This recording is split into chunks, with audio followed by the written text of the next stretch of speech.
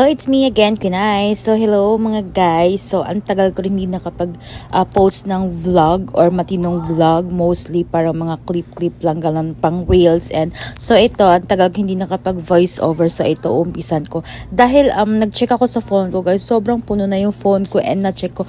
Ang dami ko palang pending video. So, isa na mga ito. So, nauutal na ako. So, ayan guys, no. So, sa vlog na to, hindi ako gagamit ng any audio. So, natural lang siya guys. Ayan, and ipapakita ko sa inyo yung lagi kong ginagawa dito kapag naboboard ako. So, ayan, sobrang late na to. So, ngayon ko lang siya i-upload pero wala kayong pake. So, anyway, so ayan, papakita ko lang naman sa inyo yung lagi kong ruta kapag nag-walking or jogging ako. So, hanggang dito lang muna yung aking voice over.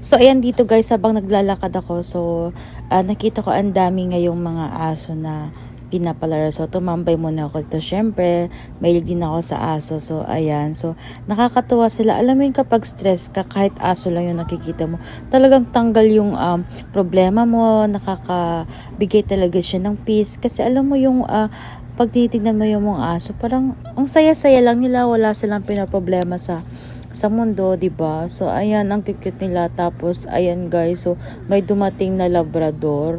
Ayan, makikita nyo sa video. Ayan, so bigla ko talaga sa mga panahong ito, sobrang na-miss ko yung aso ko na si San. So Belgian, so kasing kulay din sila. So ayan, medyo nangyak-ngyak nga ako dyan, sobrang miss ko. So yun na guys, ang little yung vlog ko. Thank you so much. See you on my next vlog.